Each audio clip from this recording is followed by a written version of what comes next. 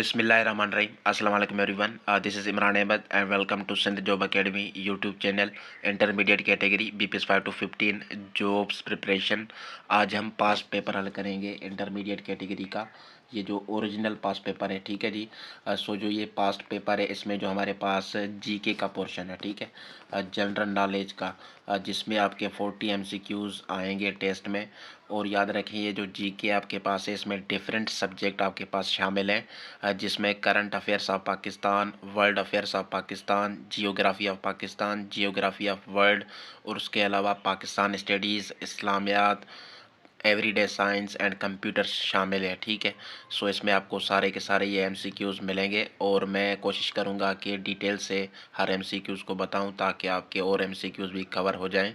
अच्छा, उसके अलावा याद रखें, मैं बीच बीच में कुछ क्वेश्चंस आपसे पूछता जाऊंगा, ठीक है। सो वो आप कमेंट करना ताकि आपके जहन में वो चीज़ें बैठ जाए।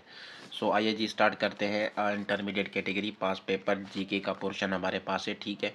याद रखिए, ये जो जीके का पोर्शन है पार्ट 3 होता है, ठीक है, जनरल नॉलेज का। अच्छा जी, सबसे पहले आपके एमसीक्यूज़ आते हैं करंट अफेयर्स या जिसे कहते हैं वर्ल्ड नॉलेज, ठीक है जी। सो हमारे पास 61 पर एमसीक्यूज़ मिला हुआ है। कह रहा है which of the following was given निशान हैदर के 4 ऑप्शंस आपके पास मौजूद हैं, इनमें से किसको निशान हैदर दिया गया था, ठीक है। अब याद रखें, निशान हैदर के बारे में सबसे पहले इम्पोर्टेंट डेटा जो और एमसीक्यूज़ बन सकते हैं वो आपको बता रहा हूँ, ठीक है। निशान हैदर जो है ना, ये हाईएस्ट मिलिट्री अवार्ड है पाकिस्तान का, ठीक है। हाईएस्ट मिलिट्री अवार्ड कौन सा है पाकिस्तान का? सो ये आपके पास है निशान हैदर, ठीक है। अच्छा जी, उसके बाद याद रखें, ये जो निशान हैदर है ये किसको दिया जाता है? ये आर्म्ड फोर्सेस ऑफ पाकिस्तान को दिया जाता है, ठीक है। किसको? आर्म्ड फोर्सेस को, जो पाकिस्तान की अफवाज है उनको दिया जाता है, उनकी ब्रेवरी पर, बहादुरी पर। अच्छा, उसके बाद अभी तक कितने लोगों को निशान हैदर दिया गया है, ठीक है। अभी तक कितने लोगों को निशान हैदर अवार्ड किया गया है? सो ये 11 लोगों को, ठीक है। कितने को? 11 पर्सनस को, 11 फौजियों को जो है ना निशान हैदर अब तक दिया गया है। और उसके अलावा ये भी एमसीक्यूज़ पूछते हैं। अच्छा, ये एमसीक्यूज़ आप कमेंट कर दें। मैं आपसे पूछ रहा हूँ कि किस फौजी को सबसे पहले किस फौजी को निशान हैदर अवार्ड किया गया था, ठीक है। ये आप इसका जवाब लिखें। अच्छा जी, उसके बाद याद रखें, ये जो 11 फौजियों को निशान हैदर दिया गया है, उनमें से जो 10 थे वो आर्मी के बंदे थे, ठीक है। और जो एक है वो एयरफोर्स का बंदा है, ठीक है। ये आप नोट करें डिटेल। सो अब हम S M C Qs call करते हैं। ये एक्स्ट्रा एम सी क्यूज़ आपको मैंने बता दिए। सो ऑप्शंस हमारे पास मौजूद हैं। जनरल राहिल शरीफ, मेजर शबीर शरीफ, जनरल परवेज़ मुशर्रफ, उसके बाद कैप्टन सलमान फ़ारूक लोधी। सो इसका जो करेक्ट आंसर है वो क्या है? मेजर शबीर शरीफ, ठीक है जी। 1971 में इसको ये दिया गया था निशान हैदर, मेजर शबीर शरीफ को, उनकी बहादुरी पर। सो ये आप नोट कर रहे हैं, ठीक है। उसके बाद नेक्स्ट आपका जो एमसीक्यूज़ है 62, वो कह रहा है which of the following is a transcontinental country, ठीक है। अब आपको पता होना चाहिए कि ट्रांस कॉन्टिनेंटल कंट्री का मतलब क्या है। सो इसका मतलब ये है ट्रांस कॉन्टिनेंटल का कि वो कंट्री, वो मुल्क जो कि एक ही वक्त में, ठीक है, जो कि एक ही वक्त में दो या दो से ज़्यादा कॉन्टिनेंट्स में मौजूद हो, ठीक है। वो कंट्री जो एक ही वक्त में दो या दो से ज़्यादा कॉन्टिनेंट्स में उसकी ज़मीन हो, ठीक है, एरिया हो। सो उसको हम बोलते हैं ट्रांस कॉन्टिनेंटल कंट्री। नोट कर लें ये बात, ठीक है। अब यहाँ पर पूछा गया है कि नीचे दिए गए में से ट्रांस कॉन्टिनेंटल कंट्री कौन सा है। सो ऑप्शंस आपके पास है इजिप्ट, ऑप्शन बी है इराक, ऑप्शन सी है कुवैत, ऑप्शन डी है यमन। सो यहाँ पर जो करेक्ट आंसर है वो क्या है आपका? वो आपका पास है इजिप्ट, ठीक है। इजिप्ट मतलब मिस्र। सो जो ये मिस्र है, इजिप्ट है, ठीक है, ये एशिया कॉन्टिनेंट में भी आता है, ठीक है। और उसके साथ साथ आपका ये कहाँ पर आता है? ये आपका आता है अफ्रीका कॉन्टिनेंट में, ठीक है जी। सो डैट्स वाई इसको ट्रांस कॉन्टिनेंटल कंट्री कहा जाता है। अच्छा, उसके बाद और भी ट्रांस कॉन्टिनेंटल कंट्री हैं, वो भी नोट कर लें आप, ठीक है। टर्की, टर्की, ठीक है, जिसे आप तुर्की बोलते हैं, सो ये भी ट्रांस कॉन्टिनेंटल है, ठीक है। और उसके अलावा रशिया, रशिया, ठीक है, जो दुनिया का सबसे लार्जेस्ट कंट्री है बाय एरिया, सो ये दोनों भी क्या है हमारे पास ट्रांस कॉन्टिनेंटल कंट्री है, ठीक है। ये टर्की, इसका कुछ हिस्सा एशिया में है, कुछ कुछ यूरोप में, ठीक है। और रशिया, रशिया ये एशिया कॉन्टिनेंट में भी है और कहाँ पर, यूरोप में भी आता है, ठीक है। सो ये बात आप नोट करें। अच्छा, उसके अलावा और भी कंट्रीज़ हैं ट्रांस कॉन्टिनेंटल कंट्री कुछ, ठीक है, उसके नाम भी आप कमेंट में मुझे बताएं ताकि आपको याद हो जाए। सो इसका आंसर क्या था करेक्ट हमारे पास, वो था जी इजिप्ट, ठीक है। इजिप्ट क्या यहाँ पर ट्रांस कॉन्टिनेंटल कंट्री है। अच्छा, उसके बाद 63 पर MCQs है। Which of the following is called the blue planet. Blue planet किसे कहा जाता है? सो ऑप्शंस आपके पास है अर्थ, ऑप्शन बी है जुपिटर, ऑप्शन सी है मार्स, ऑप्शन डी है यूरेनस। सो यहाँ पर जो करेक्ट आंसर है वो क्या है हमारे पास, ऑप्शन नंबर ए अर्थ, ठीक है। अर्थ को हम क्या कहते हैं, ब्लू प्लानेट कहते हैं। और याद रखें, अर्थ को हम वाटर प्लानेट भी कहते हैं, ठीक है। अर्थ को हम और क्या बोल सकते हैं, अर्थ को हम लिविंग प्लानेट भी बोल सकते हैं, ठीक है जी। सो ये बात आप नोट करें कि ब्लू प्लानेट अर्थ को कहा जाता है। और अर्थ जो है उसके पास एक मून है अपना, ठीक है। कितने मून है? एक मून है, ये भी आप नोट करें बात। अच्छा जी, उसके बाद यहाँ पर जो ऑप्शन नंबर बी है, एक्स्ट्रा नॉलेज दे रहा हूँ, ठीक है। जुपिटर ये लार्जेस्ट प्लानेट है, ठीक है। सोलर सिस्टम का लार्जेस्ट जो प्लानेट है वो कौन सा है? जुपिटर है। नोट कर लें, ठीक है, लिख लें ताकि आपके जहन में बैठ जाए। अच्छा, जो MCQs आपको लेक्चर के दौरान याद ना आए, ठीक है, या समझ ना आए, तो आप उसका कमेंट कर देंगे ना, तो आपका रिवाइज हो जाएगा, ठीक है जी। सो ये शॉर्टकट है। अच्छा, उसके बाद ये जो मार्स है, ठीक है, मार्स ये क्या है? ये इसको हम बोलते हैं रेड प्लानेट, ठीक है। क्या बोलते हैं? रेड प्लानेट बोलते हैं हम मार्स को, ये भी आप नोट करें। अच्छा, आपसे एक MCQs अभी पूछने वाला हूँ, ठीक है।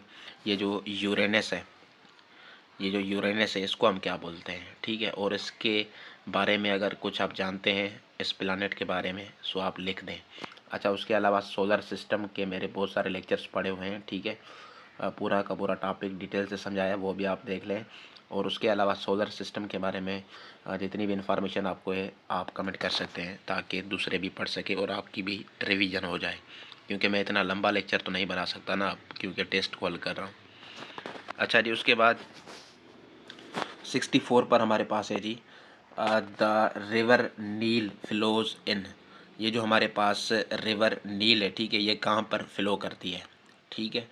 सो ये फ़्लो करती है अफ्रीका में। कहाँ पर फ़्लो करती है? ऑप्शन नंबर बी है, ठीक है, इसका करेक्ट आंसर अफ्रीका कॉन्टिनेंट में ये फ़्लो करती है।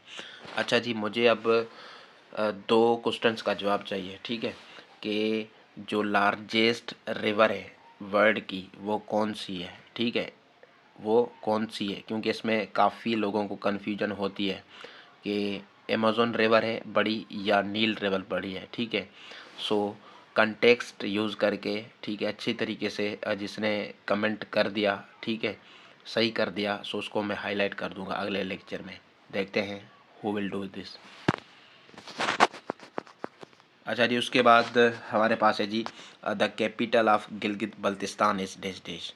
गिलगित बल्तिस्तान जो कि पाकिस्तान का हिस्सा है, ठीक है, उसका कैपिटल कौन सा है?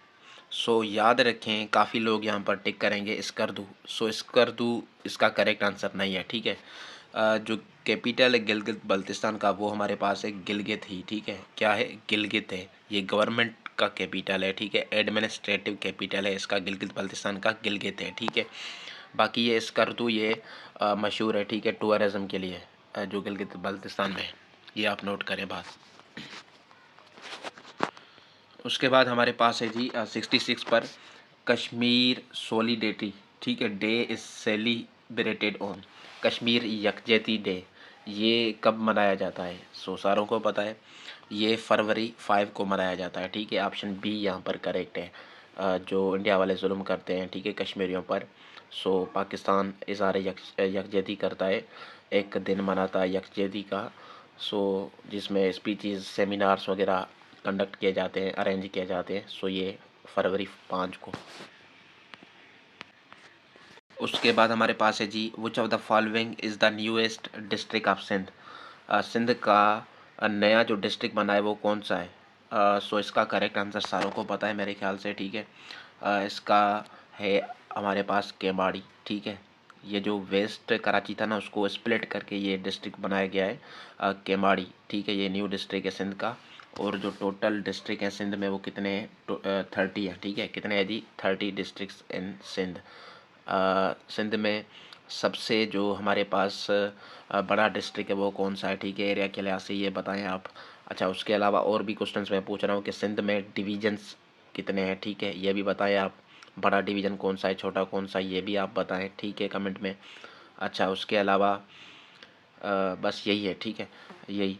अच्छा, और भी एमसीक्यूज कि पाकिस्तान में टोटल डिस्ट्रिक्ट्स कितने हैं, सिंध में कितने हैं, केपीके में कितने हैं, पंजाब में कितने हैं, ये भी आप जो है ना मुझे कमेंट में बताएं।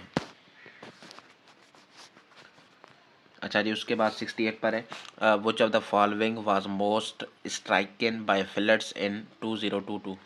2022 में, ठीक है, सबसे ज़्यादा जो सैलाब आए थे, ठीक है, जिससे वो मुतासर हुआ था सूबा, वो कौन सा हुआ था। सो बलूचिस्तान हुआ था, केपी के हुआ था, पंजाब हुआ था या सिंध हुआ था। सो वो सिंध हुआ था, ठीक है। मानसून फ्लड्स जो आई थी पाकिस्तान में, सिंध ज़्यादा अफेक्टेड रहा था, ठीक है। उसके बाद जो है जी 69 पर, नौरूज़ फेस्टिवल इज़ सेलिब्रेटेड इन।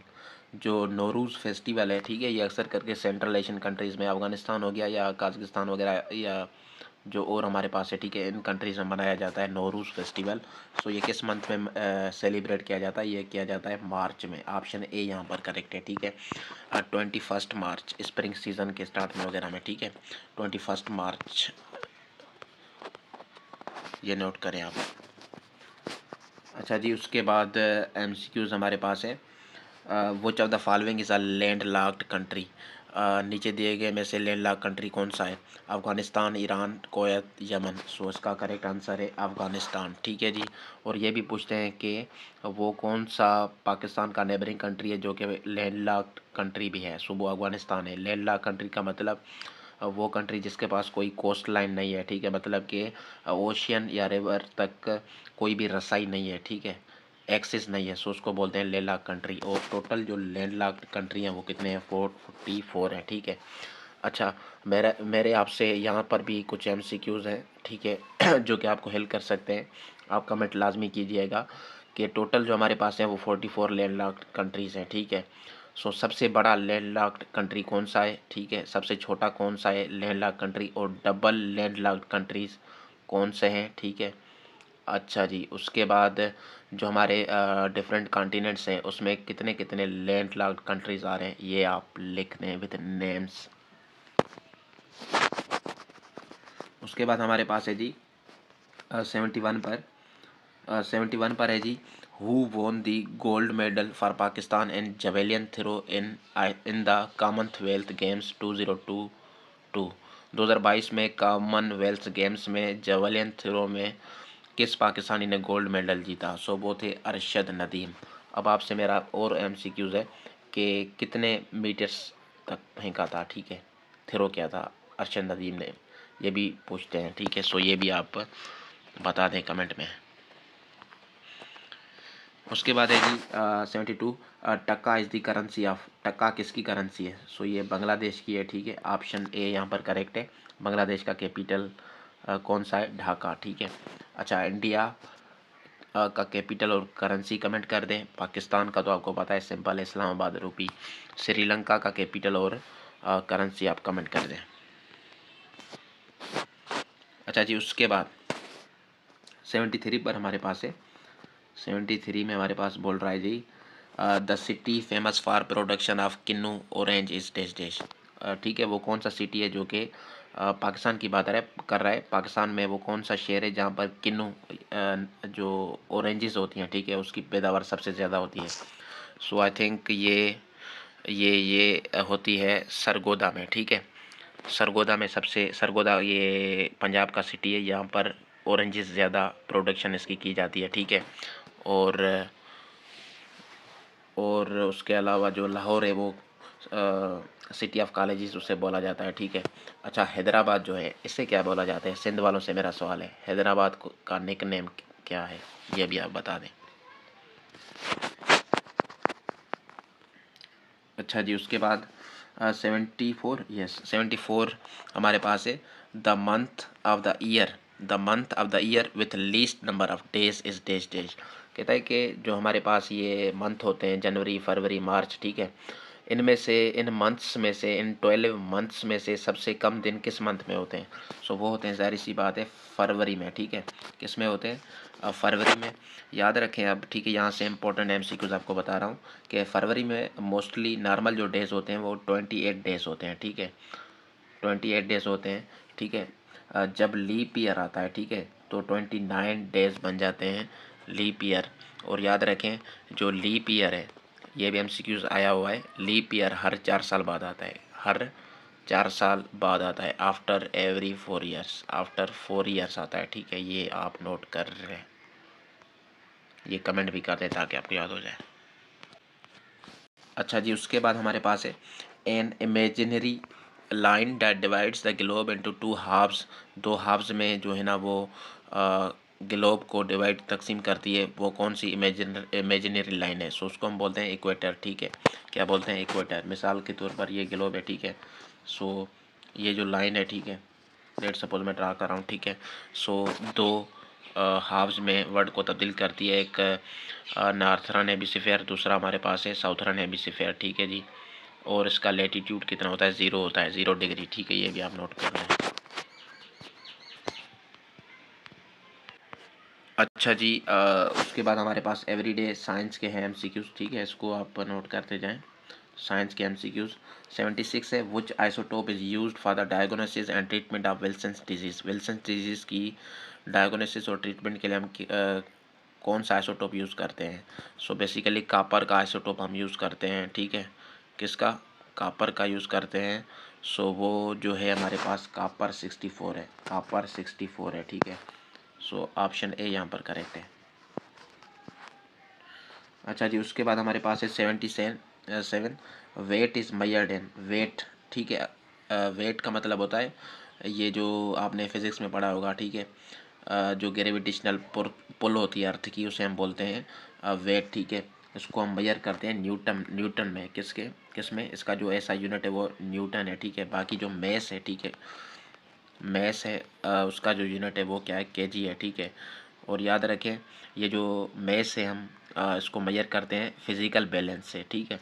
और न्यूटन यानी कि वेट को हम मेजर करते हैं स्प्रिंग बैलेंस से, ये भी आप नोट करें। और ये वेट वेक्टर क्वांटिटी है, ये मास जो है ये स्केलर क्वांटिटी है। अच्छा जी, 78 हमारे पास है, 78, which one of the among the following is not an example of ways, ठीक है। वेज एक डबल इंक्लाइंड हमारे पास क्या है?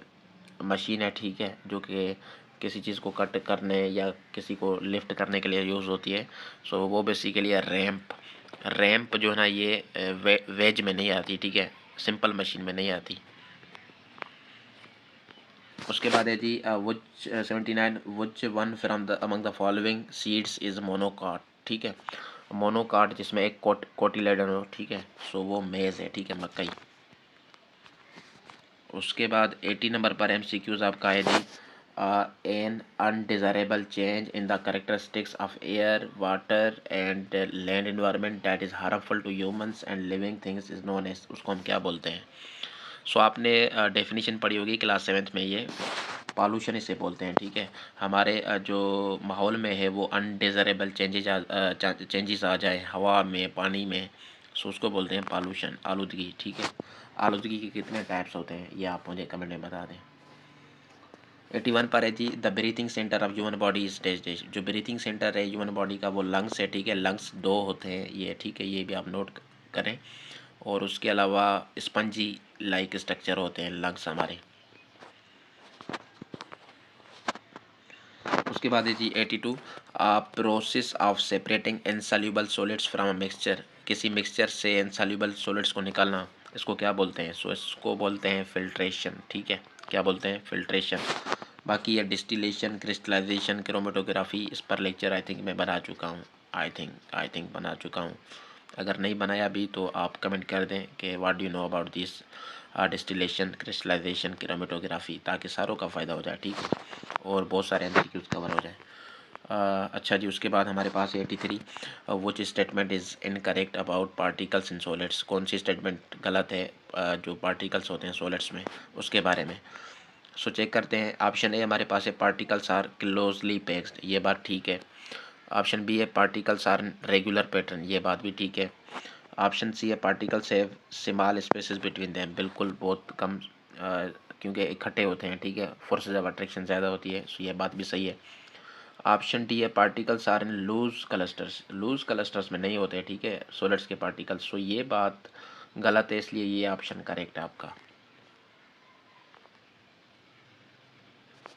उसके बाद है जी 84, which type of liquid is used in laboratory thermometer. Laboratory thermometer में कौन सा लिक्विड यूज़ होता है, सो वो यूज़ होता है अल्कोहल, ठीक है, ऑप्शन ए आपका यहाँ पर करेक्ट है।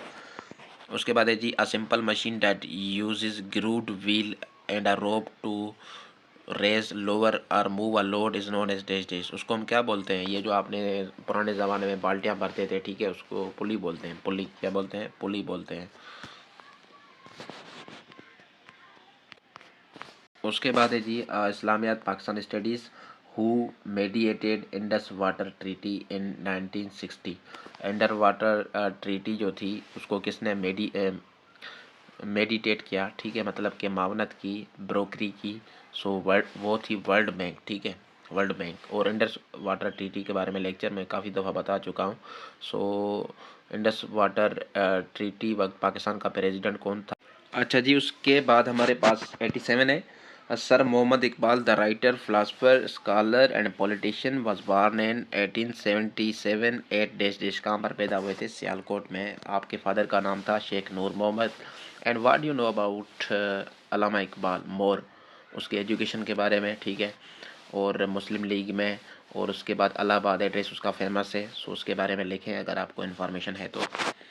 अच्छा जी, उसके बाद हमारे पास 88, who presented the 6 points formula. 6 point formula किसने पेश किया, so you know very well, Sheikh Mujibur Rahman, ठीक है, ये बांग्लादेश का था। ये जो इलेक्शन हुए थे, ठीक है, जिसमें जीता तो इसने थे, सीट्स वगैरह ज़्यादा, लेकिन जुल्फ़िकार अली भुट्टो ने हुकूमत कायम कर ली थी, ठीक है, और इसी वजह से जो सेपरेशन ऑफ बांग्लादेश हुई, ठीक है, पाकिस्तान का हिस्सा था बांग्लादेश, वो सेपरेट हो गया। उसके बाद हमारे पास जो है जी 89 है जी, who was not born without a mother and a father. कौन पैदा नहीं हुए थे अब मदर और फादर के बगैर, सो जीसस क्राइस्ट, ठीक है, हज़रत ईसा बिल्कुल पैदा हुए थे बगैर माँ के, ठीक है, सो ये नहीं है ऑप्शन। हज़रत आदम को अल्लाह ताला ने तख्लीक किया मट्टी से, ठीक है, so without mother and father. हज़रत हवा, ठीक है, ईव बोलते हैं, ईव अलैहिस्सलाम, so without mother and father पैदा किया। हज़रत मूसा, ठीक है, सो यहाँ पर करेक्ट ऑप्शन है, हज़रत मूसा अलैहिस्सलाम को अल्लाह ताला ने बगैर माँ और क्या कहते हैं फादर के पैदा नहीं किया था, ठीक है, सो that's why Hazrat Musa is the correct answer. अच्छा जी, उसके बाद 19 नंबर पर MCQs है, in which battle did the holy prophet सल्लल्लाहु अलैहि वसल्लम take part for the first time, ठीक है, पहली मरतबा हज़रत सल्लल्लाहु अलैहि वसल्लम ने किस जंग में शमूलियत अख्तियार की थी, हिस्सा लिया था, सो इसका जवाब, ठीक है, इसका जवाब क्या करेक्ट होगा आपसे मैं पूछ रहा हूँ, ठीक है। ऑप्शन में आप यहाँ पर दिए हुए हैं, battle of Khaybar, option B है battle of Badr, option C है battle of Uhud, option D है हर्बुल फिजार। सो ये जो आंसर है, ठीक है, मैं आप पर छोड़ रहा हूँ, आप इस पर कमेंट कर दें। इस्लामियात क्या है, ठीक है, ईजी है, इतना मुश्किल नहीं है। अच्छा जी, उसके बाद हमारे पास कंप्यूटर के MCQs हैं 10, ठीक है, कहता है 91 the processed form of data. जो डेटा होती है उसकी जो प्रोसेस्ड फॉर्म होती है उसे हम क्या बोलते हैं, सो उसे हम बोलते हैं इंफॉर्मेशन, मालूमात, ठीक है। 92 है, select the technology that is used in the first generation of computer. First generation of computer में कौन सी टेक्नोलॉजी यूज़ हुई थी? सो वो यूज़ हुई थी वैक्यूम ट्यूब। ये कल मैंने लेक्चर बताया था, ठीक है। What was the time period of the first generation of computers? First generation of computer का टाइम पीरियड क्या था? 1940 से लेकर 1950 तक, ठीक है। ये कल मैंने आपको बताया था। ऑप्शन ए इसका करेक्ट है, 1946 से लेकर 1959 तक। उसके बाद हमारे पास है जी यूनिवेक स्टैंड्स फॉर। जो यूनिवेक है, ठीक है, उसकी फुल फॉर्म क्या है? So universal automatic computer. Option A इसका करेक्ट है, ऑप्शन ए इसका करेक्ट है, ठीक है जी। अच्छा जी, उसके बाद एनिएक, ENIAC, ठीक है, स्टैंड्स फॉर। ये किसके लिए स्टैंड करता है? ऑप्शन ए इसका करेक्ट है आपके पास, ठीक है। इलेक्ट्रॉनिक न्यूमरेटर इंटीग्रेशन कंप्यूटर, ठीक है जी, ये आप नोट करें। अच्छा, उसके बाद हमारे पास है 96, विच of the following is the first programming language? First programming language कौन सी थी? सो वो थी फोर्ट्रैन, ठीक है। ऑप्शन सी यहाँ पर करेक्ट है। उसके बाद Junaid wants to save his MS word document. So save करना चाहता है तो कौन सी शॉर्टकट की लगेगी? Ctrl+S, ठीक है।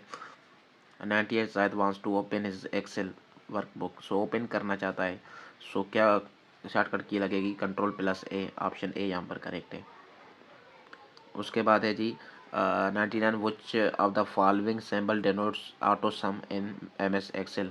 समेशन की सिंबल क्या है? ये है, ठीक है, option D, that's just like that, summation इसे बोलते हैं। उसके बाद Mujtaba has to present the progress of his achievements in front of his immediate supervisors. Which of the following software he should use to prepare the presentation? के लिए कौन सा use करते हैं? कल मैंने बताया था, MS पावर पॉइंट, ठीक है। सो ये थे हमारे, और जितने भी आपसे क्वेश्चंस पूछे हैं उसका लाजमी आप जवाब देना, ठीक है जी।